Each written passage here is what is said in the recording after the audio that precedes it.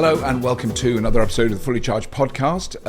It's not coming to you from Vancouver, but it's from Vancouver, if you know what I'm saying, which I'm sure you do. Just before we start, because this is a very unexpectedly delightful conversation. This particular episode is. But just before we start that, I do want to quickly give a lovely little mention to My Energy, genius team. They're always really on the case. They don't leave things lying about. They fix stuff, make stuff work, push forward with what they're doing. One of their founders, Jordan Brompton, has just been awarded Entrepreneur of the Universe Forever or something. I can't remember the exact specific definition of the award, but it was very well deserved, and they're doing incredibly well, and it's worth checking out their stuff. This is a really quick mention for them. If you go to myenergy.com, you will see everything they're up to and what they're doing and all their latest news and their latest products. The Zappy, which I use all the time. In fact, it's in use right now because I've got to top up my daughter's car, which is kind of annoying. It's in the daytime and it's using up my battery. And the Eddy, which is also doing its job and making sure the water's hot and the heating's ready and blah, blah, blah. And then the new thing, which I don't have yet, the Libby, which is the My Energy battery. Very exciting. That is coming very, very early next year. So I just wanted to mention them. They are a fabulous company. Do check them out. They've been sponsoring this podcast for the last year. Amazing support. We're hugely grateful to them. So there we go. My Energy, myenergi.com. And now on with our lovely podcast, which this episode features a gentleman by the name of Robert Safrata. And he lives in Vancouver, and he's quite clever. And he's also quite good at business, which I was fascinated by because I'm not very good at business. Some of you may know this already, but thankfully I know some people who are very good at business. And he's had over 25 years experience acquiring companies and facilitating their reduction in carbon use and their increase in renewable use. And that's been his driving force. That's what he's been involved with. He worked with Al Gore for many years and has done hundreds of talks about sustainability, about how we can transition away from fossil fuels. More recently, he's now running he explains in this, but he's running some transportation companies, some logistics companies, and some bus companies that are now transferring very quickly to electric, all within British Columbia, which is, let's face it, around 95 to 100% renewably powered all the time. They're very lucky. There's not that many people there, and there's a lot of mountains and rivers, and they do a lot of hydro, as we have featured on the Fully Charged show, from the wonderful dam at Revelstoke up in the mountains. Amazing place. I went there earlier this year.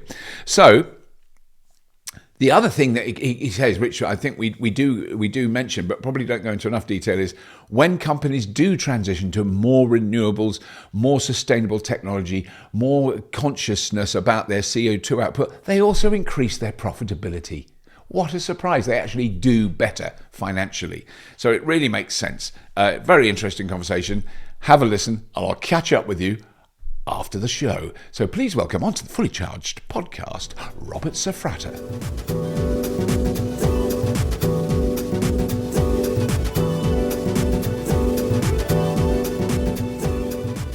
Robert, thank you so much for joining us on the podcast. We've got to dive straight in because I was in Vancouver fairly recently. You know, we're doing our show there next year. We're so excited about it. I can't believe it that this has happened. It's kind of for me the highlight of the year to come back to Vancouver. I first visited in the mid-'80s, and I was just amazed by what an incredible city it was. And it's got better as well to visit again. I went, wow. But tell me about, because I did not know anything about the Greenest City, because that is such a cool thing. So you were involved in starting that process. Can you just give us a bit of background on that? I was part of it, yes. And we were, I think, very lucky. A friend, Gregor Robertson, became the mayor. And he, before that, had a company that was making green foods. Happy Planet, it was called. Happy Planet. Isn't that nice? So he was elected on the platform of eradicating homelessness, which is a challenge here and something we take very seriously. And know a lot about, unfortunately, but work on and have empathy for, and bike lanes and greening the city. Right. Being the greenest city in the world is their goal. So very soon after he was elected, he formed the Greenest City Action Team. Right. And I was part of about a 10 or 12 person group. And the staff of the city really embraced it, and they did most of the work. We were just sort of front of room there, and they've achieved many wonderful things in this great city. Right. That's and when did, because that, so the project hasn't finished. Is it still ongoing, or are you? It should never finish, should it? No. I mean, we have to be restorative, and it's Yeah. these things. I think you're probably familiar with Ray Anderson Interface Carpets. That was a 25-year journey. Right. And I actually would say that the journey is about 20 to 25 years, the fullness of it. Yeah. Because I mean, that's one of the fascinating things you do, because there's, for the last, say, 12, 15 years, I've been aware of, in a sense, in the biggest picture globally, the need to reduce our reliance on fossil fuel. And that's a really easy thing to say and an incredibly difficult thing to achieve. I've become more and more aware of that. But then I then became fascinated with, in a sense, the economics of it. And I think it was after talking to one of the executives at Volkswagen in Germany, where I just said, I guess it's quite difficult to transition. You must have engine plants that employ 1,000 people, or something along those lines, that makes engines. And how are you going to? And he said, no, we have an engine plant that employs 10,000 people, and we need to transition that. And it's a really big job. And you get that kind of really brought it home, because that's what your business is now, is helping. Is that? I mean, I'm guessing, but is it the idea is to help companies transition away from, or become greener, become more sustainable? Well, I would make a terrible consultant, because I really want to see things happening. Right. And so I own 2 companies in the transportation sector. Right. And so I can, we can work together to do it. And I think what you're referring to is, I share all the information, all the tricks and tools that we've used, and I love to share with others and speak about things we've learned, the benefits, if you will. Right. We've heard enough about the stick part, so let's go with the carrots. Yeah. And to share this and show this is a better way of doing business, and profit needn't suffer at all. Right. And so, no, I own the 2 businesses, and we are in one of them. It's a tour bus business, and we're in Vancouver, we're in Seattle, we're in Niagara in the American side, and we're going to be in other cities and provinces and states. And we are consolidating, so we're buying others that are retiring, etc., and electrifying the tour bus industry. Right. So finding ways to bring only electric buses and transition into electric buses, which are, buses and trucks make up 40% of the black carbon that we breathe, that makes us sick, that kills people, that reduces our energy, even though they're only represent about 3% of the rolling stock. So this is an important area. So that's what I do.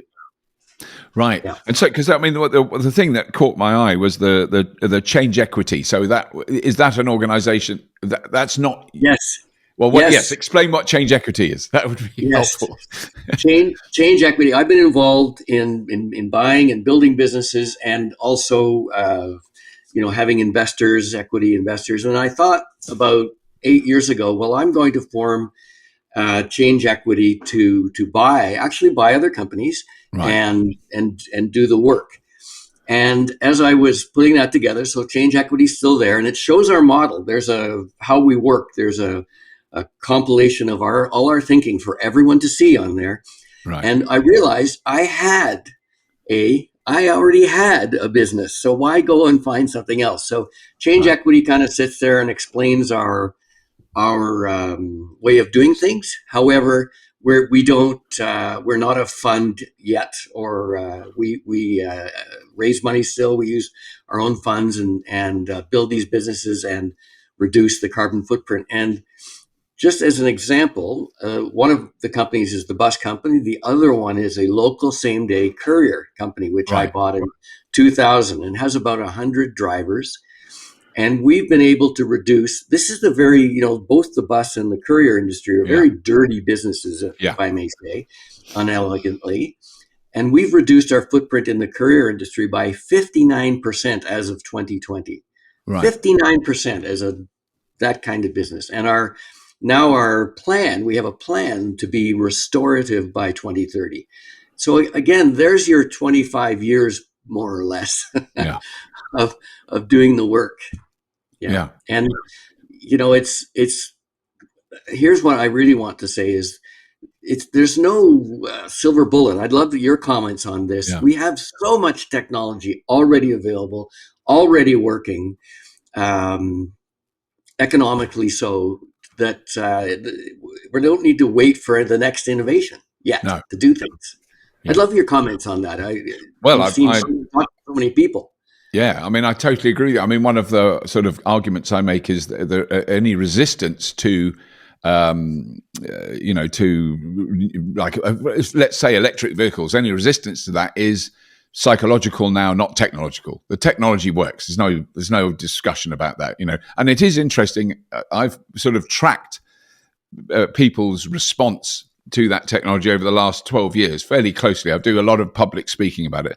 And it was incredibly negative 12 years ago and full of fear and full of anxiety and worry. And people weren't angry, or they were just going, well, I'll run out in the middle of the night with 2 children in the back of the car. And, and I go, well, you won't. But anyway, to try that. But that doesn't happen now. That no one says that anymore. What people say now is the cars are too expensive. Totally agree with you. And now in this country in particular, electricity is so expensive that the economic advantage of having an electric car has reduced. Still is cheaper, but it's not so much. Yeah, it used to be it was embarrassing how much cheaper it was. Now it's not so embarrassing. But I'm fascinated by that side of that, in a sense, the psychology, which I'm sure is something you're aware of, with people's attitudes to things. If I get on an electric tour bus, will it run out halfway through the tour? It's that side of. I'd love to share a couple of stories. A few years ago, I loved cars. Yeah. And I really wanted an electric car to try to use as a car. Yeah. So one of the companies, we were getting electric cars. So I said, well, I'd like one. And I had a Tesla 3. I had it for 3 months. And then I gave it back to the company, to the president. And I said, look, make this your car. And she said, well, don't you like it? I said, I like it too much. I'm not walking. I'm not cycling. Yeah. All I want to do is be in this car. Yeah. And so I gave it back so that I then was cycling and walking. And then I asked my wife, I said, what's the most sort of humble, simple car I can get? And she, without taking a break, said, no car. Right. Yeah. And we're not far from the bus line and all those things. Right.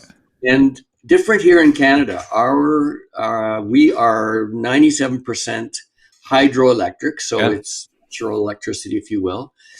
And there's no issues with power, and there's lots of it, if you will.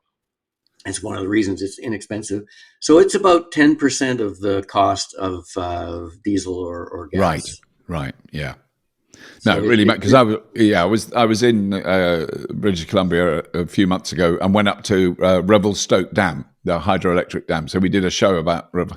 So, and when you're there, you can go, okay, I see why there's not a problem with electricity in Canada, because that's a pretty big dam and a lot of electricity, and it's extraordinary just to see that. We only saw that one place, but no, I mean, and you have that enormous advantage in many ways, like Norway. I don't know if you know, but Norway has the highest use of electric vehicles in the world now, and they are, again, like 98 or 99% renewably powered. All their electricity is mostly from hydro, pumped storage. Some got quite a lot of wind, and they have. When you go to Oslo and you sit in a traffic jam, I've done this once, and I was sitting in traffic jam. I didn't even think about it. All the cars in the traffic jam were electric, all of them, and the buses and the trucks. And then an old Volvo drove the other way with a combustion. And honestly, people were looking at it, but quite fondly. Oh, it's one of the old noisy ones with smoke. And then the traffic jam moved on, and it was just completely silent. It just sort of it is an extraordinary city to see that. They have done an amazing job, and they also have a sovereign wealth fund that's worth trillions, from their oil and gas sales. So that's the balancing factor of the whole thing. Yeah. I have very good friends that live in our province, Alberta, which is the oil and gas province. Yeah. And it's unfortunate. They still fight it. They still are, their mindset still is an oil and gas industry. Yeah. And yet they could have done the same thing like the Sovereign Wealth Fund. They didn't. Yeah. And so they don't have the money to invest in things like solar. It's not like Vancouver. They have a lot of sun. Right. They have a lot of wind. And to them, it's people that do that, or until recently, are really the bad folks. Right. They're going against the oil and gas. So that's a big change. And from what you were saying earlier, though, when people say it, they use the word cost. My ears jump up because, an example about this is in Toronto, which is in Ontario, Canada, where I came from. I'm going to say a decade ago, the premier said, well, we're going to shut our coal-fired plants.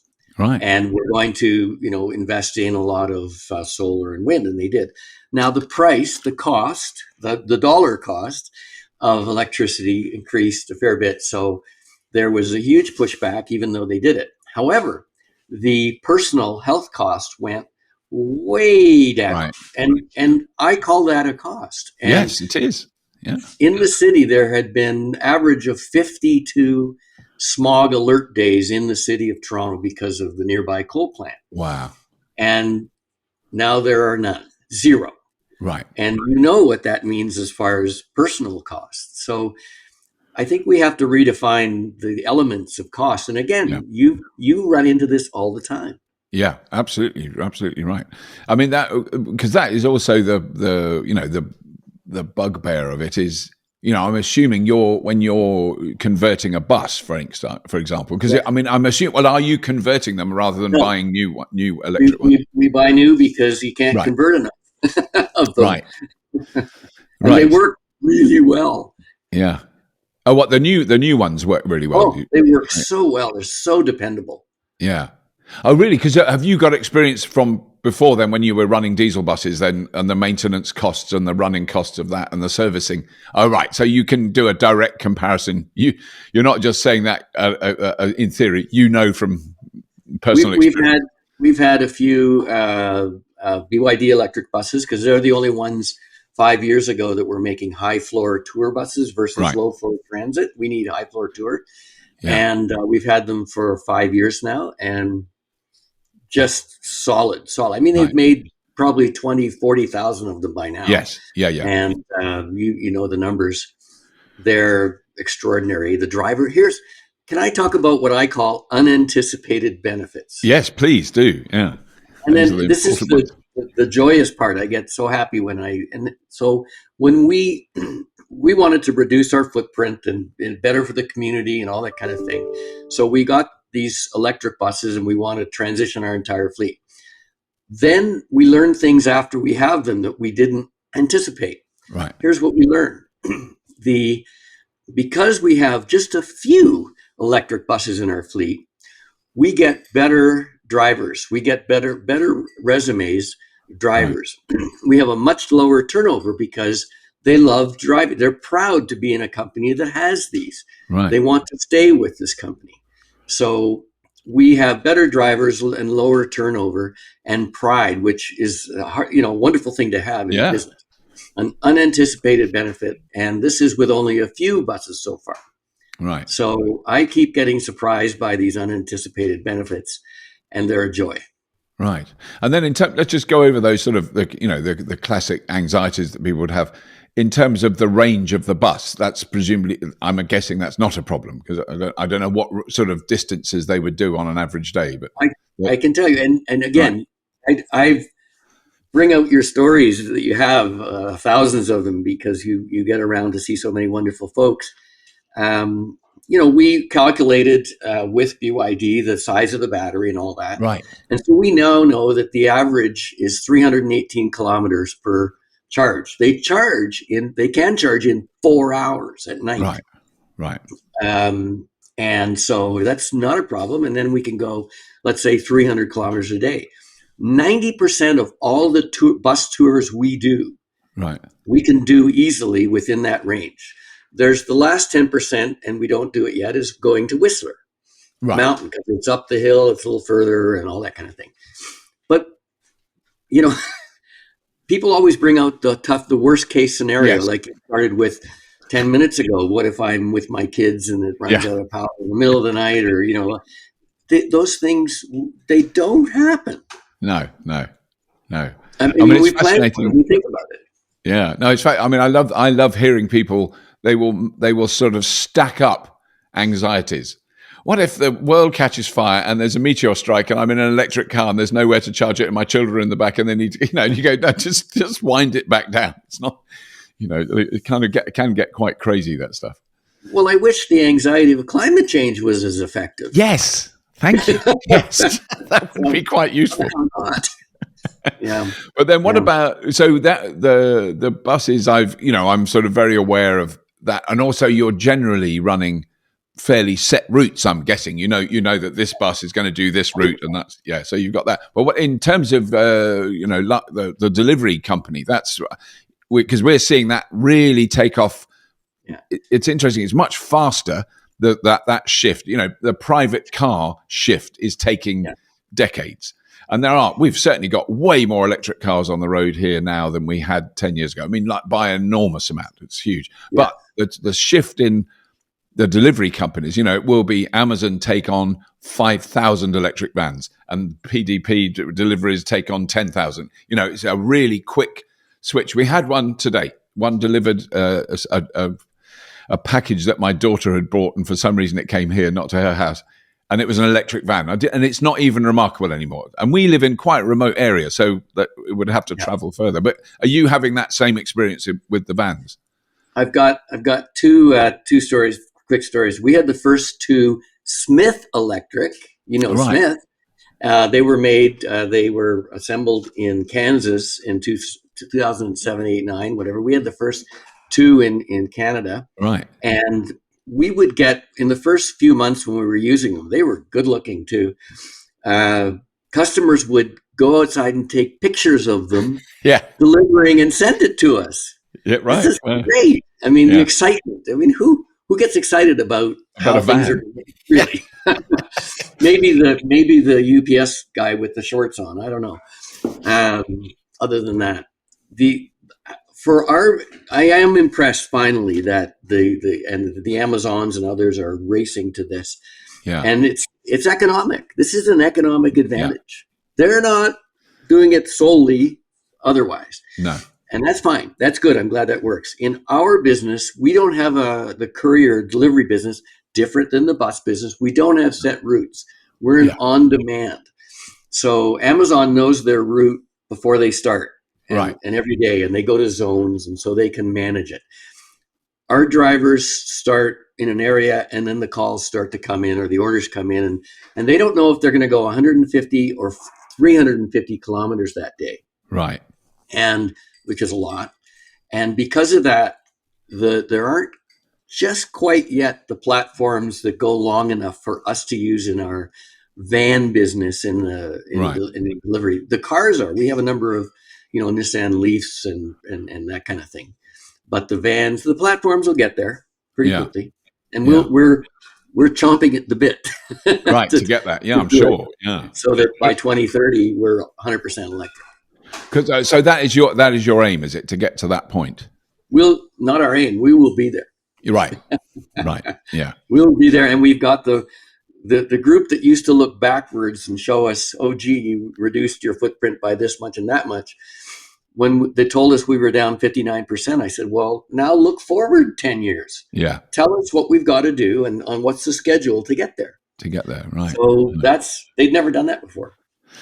But then, so you, I mean, that are you using, from what I can judge from your activities, you're using this experience you've had to communicate to other businesses and other companies. Is that part of your role? Because that's a pretty vital thing. 1,000%. I went and did the Al Gore training, and I think it was 2007. He trained 1,000 people to give the Inconvenient Truth talk. And that I didn't know that. That's news to me. I did not know that happened. Wow. Okay. You know what? It was a really effective plan. So the movie was really fabulous and helpful, but not everyone went to see it or whatever. And so then I think a year or so later, he said, I'm going to train 1,000 people. He had to apply, and that our responsibility was to get trained on site, 200 people at a time. Al Gore actually did the training. It was amazing. For 4 days. And what we had to learn was about every slide. Right. And practice giving it. And then we had to come back in our community and give at least 10 talks. I gave 28 talks, about 7,500 people. It was never less than 100 people. And this was why it was effective, because I would give the talk, never the hour and a half. It was, 30 to 40 minutes, key slides. But then I had been invited in by the president or CEO, so they knew it was okay to talk about it. It wasn't, you get in trouble. And the other thing is, the key executives or the whole company was in the room, hearing the same. Not a few went to see the movie and that kind of thing. We were all in the same room. And then what would happen every time is, at the end of the talk, a self-selected group of people would come to the front, and they would start talking to me and each other, and they would form the first kind of green committee of the company. Wow. This is what happened, again, an unanticipated benefit. Yeah. That I'm sure, the Gores and the others didn't plan. Yeah. So anyway, I gave those, and I saw how effective it was with the companies. And so then I started preparing other talks, and let's go back to cost. So in our courier company, we don't own the cars. It's not FedEx or UPS. It's an owner-operator model. It works better that way. So how do you get, in 2004, 2005, how do you get your drivers that are typically driving $3,000 beaters, which is what you normally would see, to buy a $30,000 hybrid? Yeah. Brand new. How? So when an executive says to me, oh, green costs too much, I say, yeah, 10 times too much. Now let's get thinking. Right. And we figured out how they could do it. We supported them. We worked with Van City here. And what we did was we arranged to sell wrap advertising on the cars. Right. And that money, it was a 3-year minimum, and that money went to the drivers to get their car at the bank with Van City. And we had 20 in the first year. We started with 20. And so these are owner operated. This is the guys who are people who are driving those cars own the cars. That's it. And so just to understand that. On their banking, all that thing. And again, our driver turnover used to be about 40% a year. That's normal in the industry. 30 to 40% went down to 10%. Right. Because they had this asset. But B, they were proud. They wanted to work with this company. Right. So again, to cost, does it cost more? Not 10% more. How about 10 times more? Figure it out. Yeah. And then guess what? Then hold on. So now customers started coming to us, right? Because we're the only ones with green vehicles. Yeah. So our business grew. Right. So he got more work than that. Yeah, it's crazy, isn't it? Yeah. Yeah. No, I mean I think I've always tried to argue those to understand those arguments, because it is those. We had an example in the village I live in of looking at renewable energy and how we were going to do it. There's an old water mill here. It would have been a medieval wool mill, really old. It's gone. There's not even a ruin. It's just a pile of rocks and a lake with water flowing out of it. And I wanted to reinstate that as a generating mill, and it was so painful. This was years of struggle. We never made that. But there were other things that happened with solar and wind and all that. But I always remember the discussion we had with the parish council. This is the local sort of political body, very small, like 20 people, and about wind turbines. And they were, we don't want wind turbines. No, they don't do anything. They don't work. And then we had a specialist come in and explain that we're talking small wind turbines, not massive, big things. These are quite small, but we're in you know the area. We've got hills. So on the top of one of the hills, the farmer was desperate. He wanted wind turbines. And when we showed them the spreadsheet of the cost and then the income from it, is the people who are the most against it suddenly went, these wind turbines, they're awfully good. They completely flipped. But I mean, that I've seen that again and again, where there will be a lot of resistance and go, oh, actually, that does make some sense, Yeah. Yes. And there it worked. And again, I think the challenge is for managers, leaders to really roll up their sleeves and figure it out. Yeah. If it's not so easy, but you're right that when people say, how do I get started? I say, well, have an audit done. Just get the numbers, because it's not so much the audit, it's the fact that they can see numbers. They're used to looking at numbers. Yeah. So, well, I mean, even that, because that's really where the journey for me started, interestingly, was to go from a rather racy, rather stupid for a middle-aged man with two children, like a racy Volkswagen with a big engine and big exhaust pipes, and I traded that in for a Prius, because I'd driven a Prius we didn't have them here. So this would be around the same period. They came to the UK later. I had been in them in California. I didn't know what they were. It made no sense. Why have they done this? But then the change was so obvious that I drove to the dealership in the Volkswagen. A lot of noise, very fast car, but silly, because we have speed limits. And I was doing. So I'm afraid I'm going to do miles to the gallon, which is annoying. It's not. But I was doing about 15 miles to the gallon. This is in a small car. It was absurdly. It used a hell of a lot of gas. And then I drove back in the Prius, and I was doing 72 miles to the gallon. That was the difference between these two vehicles. And so then it's incredibly obvious that those were universally despised. The Prius was in this country by all the motoring journalists. It wasn't a real car, and it's a con, and it doesn't really work. And then you see all the taxi firms starting to use Priuses, because one taxi firm uses them going, look how much we've saved this year on buying petrol. We buy less petrol. And when you're buying petrol for 40 cars or 100 cars, that saving really mounts up, which is, I guess, similar thing. Slightly different because you had owner-operators, which is a different model, I guess. But well, then they really knew it. I mean, they would know it, yeah. Now they run to it. Yeah. They've, at first, in 0405, it was, all the questions, all the unknowns. Yeah. What if I have to replace the battery? And no one ever has had to. No. Anyway. No. And yet, that's a valid concern. It's a lot of money. Yeah. It makes it economic, even with the money we were giving them. And yet, once they've figured it out and tried it, they run to it, because they're business people on their own. Each one of them is a business person. Yeah. If you will. And so it makes a lot of sense. Yeah. Well, I mean, that is we've just had the most perfect example of the refutation, if you like, of the arguments that I've heard for the last 15 plus years about the batteries will wear out. So Toyota have just launched their first 1 megawatt hour battery pack, which is made from Prius batteries, from old Prius cars. The car has been scrapped, but the battery is still functioning. And they think they've got another 10 years of life as a static. So it's in a big container, Who's done that? That's wonderful to hear.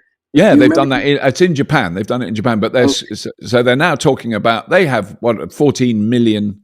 I think they've sold about 14 million Prius around the world.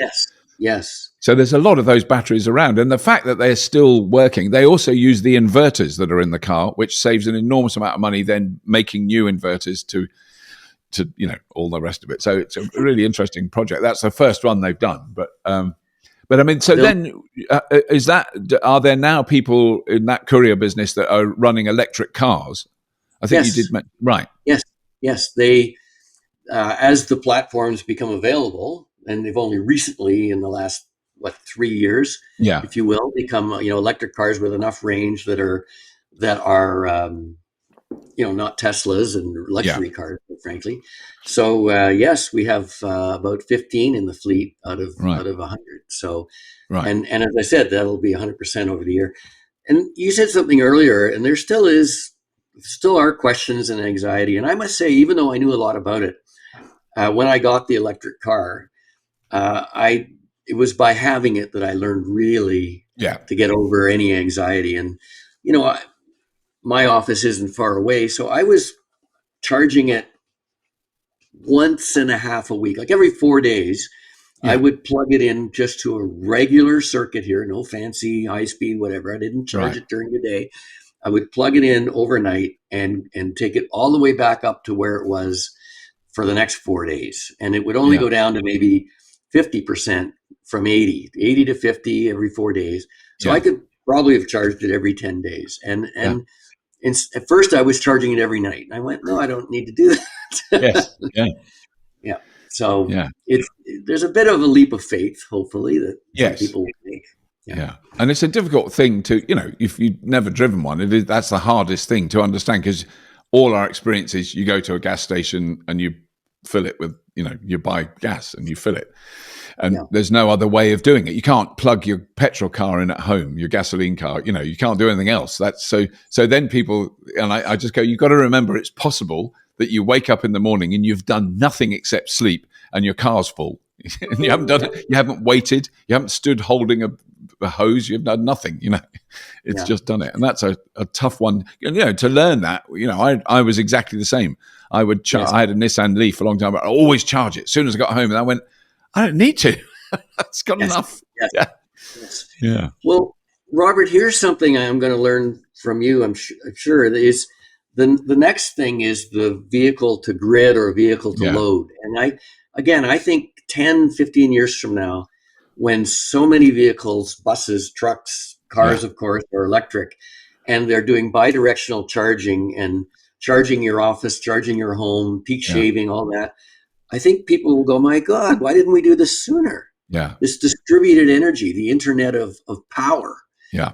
And it's not always easy to explain. I mean, there are simple No, examples, but we're working on that, especially with our buses, to be able to afford them. Because if we can get some revenue from the times when we're a seasonal business, we can yeah, get when revenue they're not being used. Yeah, not being used, then that allows us to afford them, yes, which yeah, they still are. They're not like a where a Nissan Leaf is equivalent cost to something similar, yeah, really.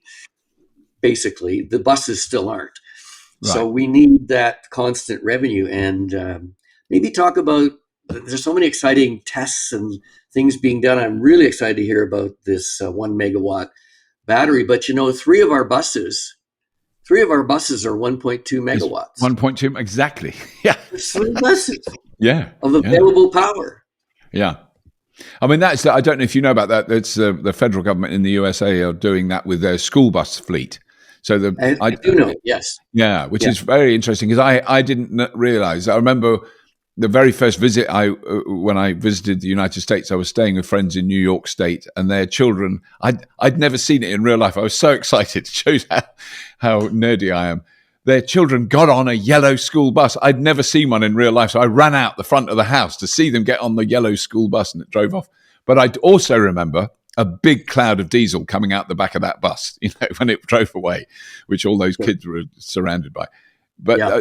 but that makes so much sense. And when you explain that to people who don't know, so those buses, they're really busy, and it's vitally important that they're reliable and they're on time, and they pick loads of kids up and they take them to school, and then they go back to the depot where they do nothing for the next Yes. 7 hours, nothing at all. They just park there doing nothing, and then they have to go and pick the kids up and take them home, and then they do Yes. nothing all night. And that is Yes. how that's normal. And when you go, Yes. that is insane. Because why aren't we Yes. using them all the time? They're doing nothing. They should be, Yes. in use, which Yeah. is what they're doing, which is fantastic. Yeah, It's a really good example, and what I smile about with the school buses, and I'm really glad they're doing it, but it's pulling at people's heartstrings. Yeah. Here are my kids, and they're, it's polluting. Well, the information about it, however, is they're typically not driving in dense areas. So Yeah. school bus isn't typically used as much in a city. Right. It's in the urban areas because they've got further to go. Yeah.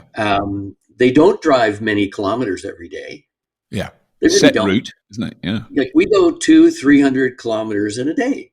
Yeah. They go maybe 30 to 100 maybe Yeah. would be the most in a full day. Yeah.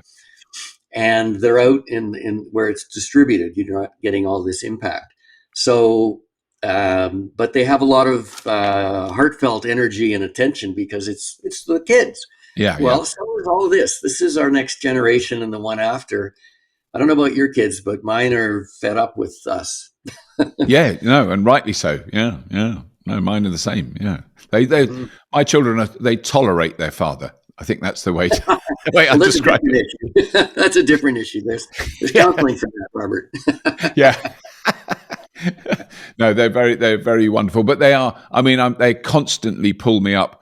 So it's so strange because my peers think, "Oh, Robert, he's the man with all the batteries and the solar panels and the electric cars. He's very eco." And I go, "I'm not eco at all." But my children going, "Well, you flew to so and so the other week, so why are you doing that?" So they'll always, I basically get Greta Thunberged at home. Yes. Yeah. Yeah. And rightly, and they're right. There's no defense for it. You go to, at the end of the day, you're right. And it is, we've been a very lucky generation. We do a lot more of this too, though. We can, and we do in business, and we do a lot more of this. And I think the COVID, if there's one benefit, is the fact that we don't, for business, travel or need to travel as much, and that as much as we did. Even, no, you're right. Even for work, even every day in and out of work. I think that is, have to say, the one benefit I can think of COVID, if there is one. No, I don't. I mean, I think that, and I also think, I will defend our generation because I think in many ways we were incredibly blessed. I spoke to my brother about this. Right, he's 3 years older than me, but we were looking at my father's military record. He was a pilot in World War II, an RAF pilot. And then we worked out that my grandfather was in World War I. He was a cavalryman in World War I. And then we worked out that our great-grandfather, who obviously we never knew, was in the Boer War in South Africa. And then you go, we are the first generation of men who've got into our 60s who haven't been in a war, in this country. There's been plenty of wars going on here and there in our lifetimes, but not quite to the scale of World War II or World War I. And that is, we're going, that is very, very lucky. Yes. First generation of men not to have been in a war, probably ever, who knows? Because our great-great-great-great-grandfather was probably at Agincourt or somewhere. I don't even know, it goes back. You know your history. Yeah, yes. But I mean, then I think, people like you and many people I've spoken to who are roughly in the same sort of generation as I am, have done amazing things and have seen that we need to change and have pushed things to be different and have grown up with the advantages of fossil fuel, which we all have, but then have actually thought, like, hang on a minute, there's some downsides to this. Well, again, as I said, I try to focus on the benefits or the carrots, the happiness making of it. And because we've all heard enough about the horrors and people live them. Yeah. And both are motivators, unfortunately, but perhaps for people through the experience to see that it can work and it is a better way of doing business. It's interesting too, though, it becomes almost blasé with the courier company since they've been at it since 2003, so almost 20 years. They assume it. They wouldn't do business any other way. Of course, we do it this way. Yeah. Everything from how we purchase to what we use and transportation and getting to and from the office, the furniture that we use. They stopped talking about it because they thought, well, that's just the way it is. It's just normal. And I said, well, we still need to help others understand and see that that it's not so, unfortunately, not yet quite fully normal. Because that's one thing I don't know about British Columbia and the Vancouver area is I don't know how much like heavy industry there is in around you. I mean, I sort of think of it's probably logging and forestry and mining. I don't know, I mean, actually in British Columbia itself, rather than I know much more about Alberta's, Yeah, logging, forestry, and mining. Right, those are the three big, the large ones. Yeah, and then shipping in a way that the port is pretty big because it's pretty big, yeah. Gateway to the Pacific. So those are the biggies. Yeah, but other than that, there's a lot of tech now. Yeah, and a lot of high tech tourism. Of course, it's a beautiful part of the world. Yeah, I live here, and I think I really don't need to go many other places if I want to enjoy being outdoors. That's why I moved here. Yeah. And actually, we ought to just quickly touch on, because that's something that is completely outside my experience, is skiing. So you were in the 19, I love this, I remember the 1976 Olympics, Winter Olympics. We're dating ourselves. Yes, we are slightly. But that is, I mean, my bizarrely son and daughter, both good skiers. They did not learn from their dad. And what I learned to do when they went skiing was I went walking. I need my feet to stick. I want spikes. I don't want to do any sliding. So I'm very, very impressed because it's something that I cannot imagine doing. But were you skiing? Is that what you were doing? It was. Yeah. And actually this I realized recently was one of my first experiences of appreciating fresh air. Yeah. And nature and the joy it brings. So as a 14-year-old, that's pretty young, immature. I came out to Vancouver in the summer because there was a summer ski camp up on Whistler Glacier. And first time I'd been in BC, in Vancouver. And getting off the airplane, I'm walking through the terminal, which isn't the cleanest place in the world. Yeah. Excuse me. And I thought to myself, and I remember it distinctly, thinking, they must lubricate the air out here. Right. It's so nice. And as a 14-year-old, having that awareness or that joy. And so, yes, I skied I raced from age 19. I retired when I was 20, which is young. And I was on the ski team, the Canadian ski team, from age 16 to 20, and in the Olympics in 1976 in Innsbruck when I was 18 years old. Right.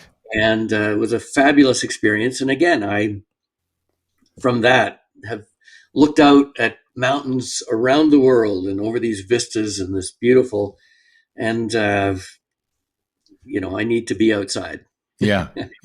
I mean, do you still do it recreationally now? Do you go skiing now? Is that something you would? A little bit. I disappoint people because I don't go very much at all. And I moved on from it. I would put out to anyone listening and yourself that imagine anything you were truly good at or great at, and then stopped. And then after that, eventually my body can't do what I used to do, but my mind still has the remembrance of the feeling, that pure, beautiful feeling of strength, power, and balance combined to make a perfect carved turn. And I can't do that anymore. So every turn I make is a bad turn. So it's not as enjoyable.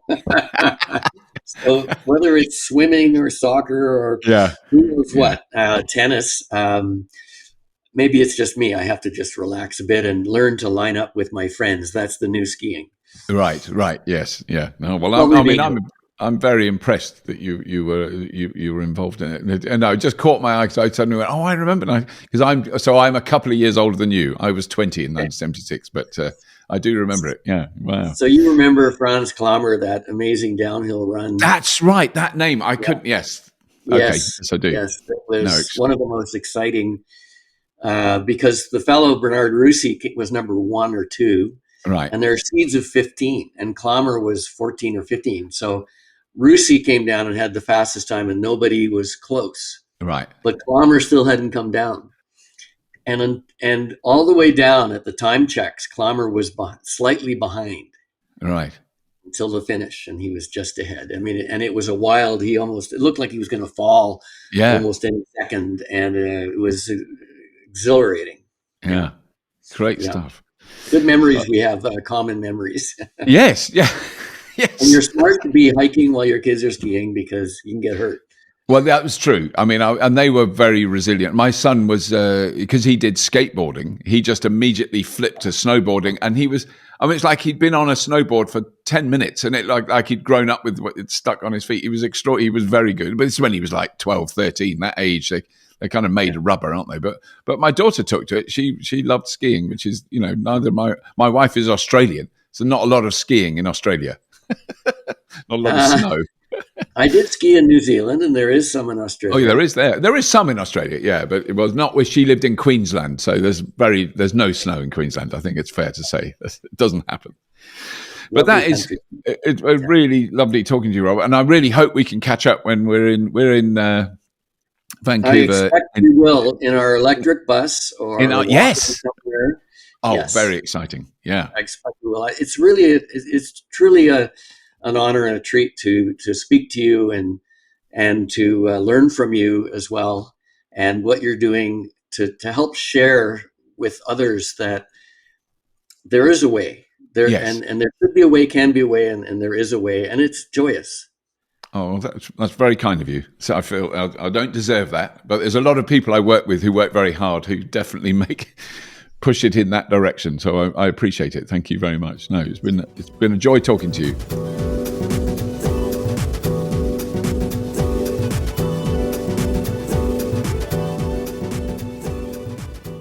Really hope you enjoyed that. It was great fun to do. I know that. Really, he's a really interesting man. I've never met him before, and those are really exciting. When you just, you turn on your recording equipment and there's someone there, and you go, "Oh, hello, how are you? What's happening?" Not that I would say that because I'm much too old. That's all. Please do subscribe to the Fully Charged Show podcast. Please do tell your friends and family about it and suggest that they might want to try it out. It will work on all your podcast downloadable apps, and it's also on the U of Tubes. And you can have a look at all the other links. They'll all be in the show notes for this episode. And as always, if you have been, thank you for listening.